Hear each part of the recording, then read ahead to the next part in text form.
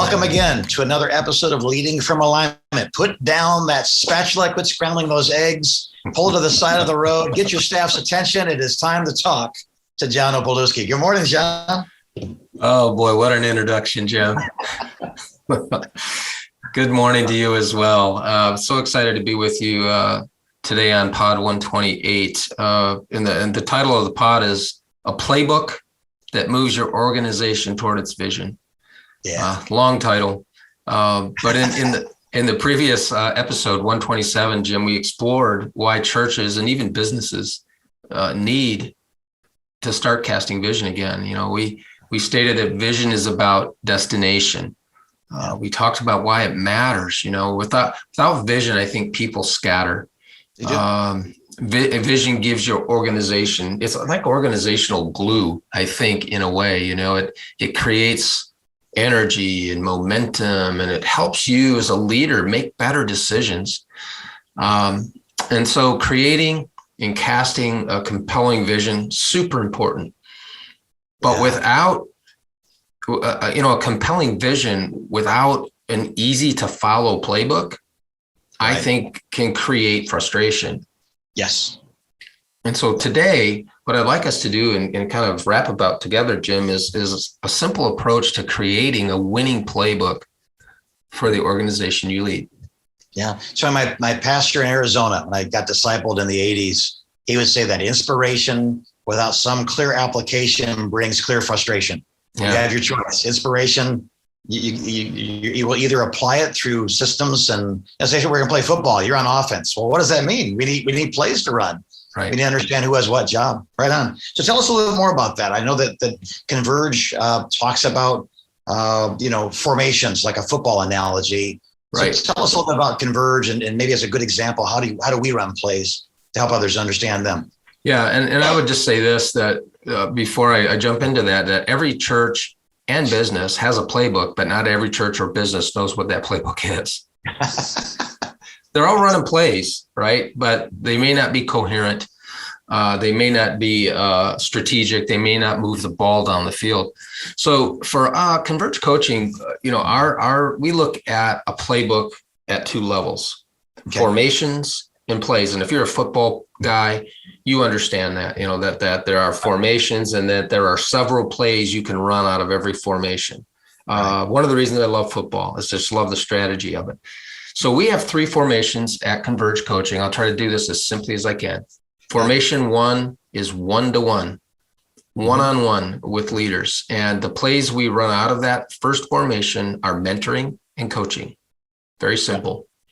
Formation two is one or more to a small group. And I say one or more because sometimes multiple members of our team are working together to provide training or consulting, pastor peer huddles to a small group of people. So that's the second formation. And I already gave you the plays we run: huddles, training, consulting.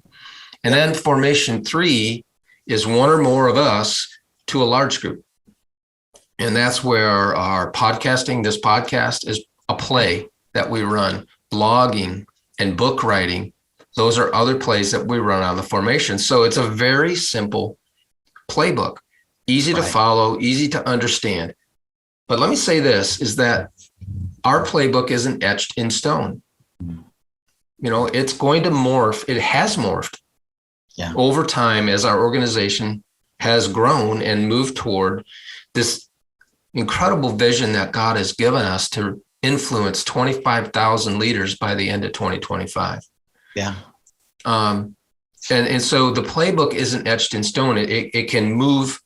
What's actually happened for us, Jim, is when we started, we were running 20 plays. Right. Right. Now we're running 8. Right. We're running 8 plays. But if you want to harness, and I want to make sure we get this, if you want to harness the energy that vision creates, you got to have a playbook.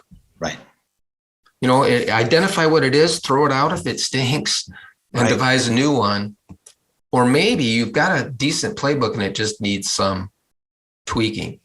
Jim, give me some thoughts on that. And then after you do that, I'd like you to tell us about the playbook that Freedom Center, the church that you pastor, utilizes?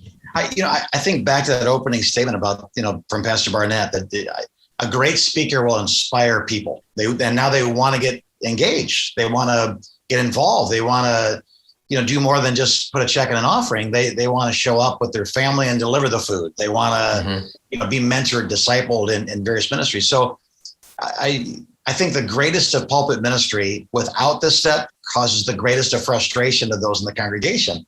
So one of the things that a leader has to do is build bridges from inspiration to application. Yeah. They have to. If they don't build that bridge, we're going to go reach the homeless. We're going to do this. Well, then there should be a sign up in the foyerway that people have to pass by that have leaders over that sign up that are there with a t-shirt on that says, ask me the question, or sign up here, an iPad where they can press in their info real quick, or whatever it is, because if they're inspired, now they want to get moving. So you say, we're going to reach the lost. And then there's no means to reach the lost besides coming to church next week. We're teaching people not to listen to what we say because we don't really mean our words. Right? I mean, that's the subconscious thing. So we have 3 formations that we run at Freedom Center. And that is, we call it our GPS, just like a global positioning system. And that's love God. God is the G in that. Love people, the P obviously, and love to serve. So love God, love people, love to serve. You come to Freedom Center on any given Sunday morning and say, guys, what's our GPS? I'll say love, and the whole room will say God, love people, loved, and they'll say serve. We know that. That is something that everybody after the first week would have heard multiple times. Yeah. So what that does for us is the love God environment is the large meeting. It's the meeting in the temple courts. It's the meeting in the main auditorium. It's the youth ministry on Thursday night. It's the largest and by the way, most excellent environment that we could provide. It's not everything that's needed. But it's the best we can, right? So from the love God environment, we have our groups, our smaller groups, love people. I can know everything there is to know about all the Greek and Hebrew words for love. But until I'm in a group of people that hurt me, offend me, rub me the wrong way, I know nothing about love. So we go to our people environment where you can get smart in a big room, but you can't get wise, right? You can get healed at a tent crusade, but you can't get whole at a tent crusade. That requires the iron sharpening iron. So loving God, big group, loving people, small group, and loving to serve. As you know, we want to know right away, not just what did God save them from, but what did God save you for? That's right. Put them in those small groups where they can be prepared. And then instead of recruiting them to serve in our nursery because we need 5 more mammals or we can't take any more kids, do you love kids? Do you love youth? Do you love business people? Do you love the greet at the door? So when we find out who they are, then we release them into a serving environment. So those would be the 3 formations: the love God, large group; love people, small group; love to serve, actively engaged in serving others with the gifts that we've identified and helped you to release. That's so beautiful. And it's so good. It's so clear. I always try to put myself, when we do these episodes, Jim, I try to put myself in the seat of a person who's listening or watching. Right. Sure. Yeah. And anticipate how they might be reacting to this, what we're talking about here. And you might be watching or listening today and wondering, why does this matter? Why does a playbook matter? Well, let me remind you, you already have one, whether you've identified it or not. Yeah. But like the Detroit Pistons, it may not be working for you.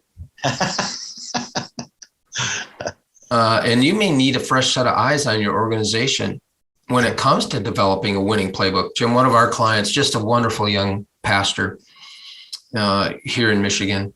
We were doing some consulting work with them, and we were spending quite a bit of time on their playbook. And so I asked them, I want you to list for me every program, everything that's happening. And this was a relatively smaller church. And Jim, I think it was a 1.5 pages long, typed.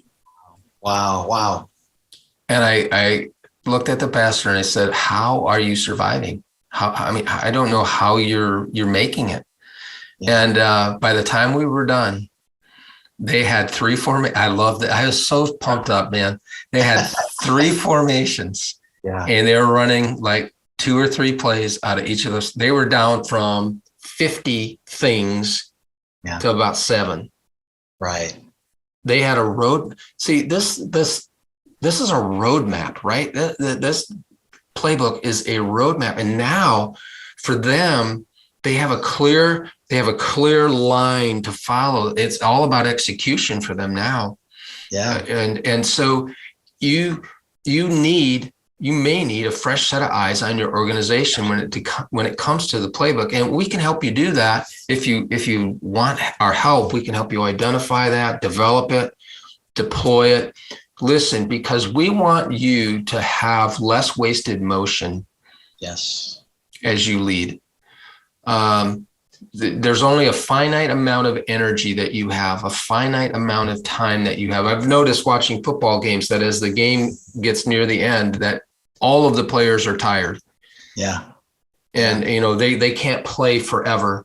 And so the motion that is wasted, the energy that is wasted when we're flailing somewhat with this idea of a playbook, I think it's not good.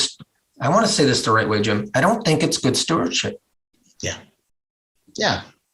It's not good energy management. And so the reason we brought this to you today is we want you to win. We want you to succeed. We want you to move the ball down the field toward that beautiful vision that God has given you. And the playbook, having a great playbook, is one of the most important pieces of that whole operation, that whole effort. Yeah. Yeah. I'd remind the people that are listening, if they're pastors, especially when that service goes really well and what you saw in your imagination and in your prayers and in your faith was going to happen then you go home and you're exhausted, but you're so satisfied, like a hammer that just spent a day driving nails. I was born for this. It worked. Well, we get that same joy from the position of helping people discover where the nails are so they can hit them. There's as much joy in coaching as there is in playing, because absolutely it's just to watch other people win is the payday, if you will. That's right. It really is. So people say, well, like you always give a half hour at the end of every show, or just about every show. We say, how do we get a hold of you? And you say convergecoach.com, and you click on it's like right there when I want to spend some time. That half hour, that half hour is not exhausting when people are honest and they talk about it and we get to give input. That's an exhilarating half hour, not an exhausting half hour. That's right. It's very satisfying. We just spent 90 minutes with the staff the other day and walked in and it was an hour and a half drive to get there, hour and a half drive back, an hour and a half with the staff. I came home. My wife said, you thought you took a nap for the last 5 hours. I said, I've been working for the last 5 hours, but it's been such a joy getting ready for it and then engaging with them. And so please understand, our listeners, our watchers, this is what Converge. This is not just what we do. This is what we love to do. This is what John loves to do. This is what our team loves to do. So we can be a part of this, helping you define these things. And you might have heard the GPS and said, "Oh, I'll incorporate that." Well, you heard letters and words, but you don't know how to implement it yet. That's something that we can help with. You talked about the one-on-one and the groups and that's something that you've heard the words, but the simplicity of those words took years to develop. That's true. Around them. So we would love to be a part of that process with you. And and if you're needing it, then click on the link and let's start the conversation. John, anything else in conclusion here today? No, just want to tell all of you, let all of you know, I hope you know, all of you that are listening, watching, that we love you. And we do this because we respect what you do for a living. We realize the difficulty of it. There's tremendous joy in leadership.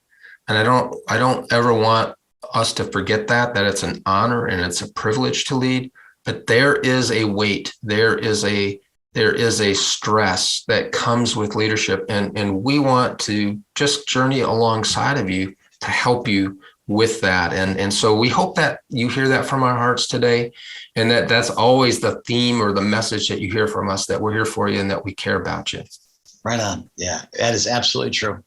So, well, with that in mind, God bless you, our listeners, our watchers. We're always a click away, phone call away, text message away, but we're here as God's put us here for the reason of being an honored part of your process. So if we can help in any way, let us know. In the meantime, know that we pray for you. Know that we think about you often, if not always. I know John's reading the book Atomic Habits, and from that, he's writing notes for his own life. and notes for your life. It's the same thing. Every time I read a book, I'll be reading scripture, praying a prayer, and God will remind me of you. And so that's our role. We love you. We're here for you, and we are cheering for you as you continue to lead from alignment.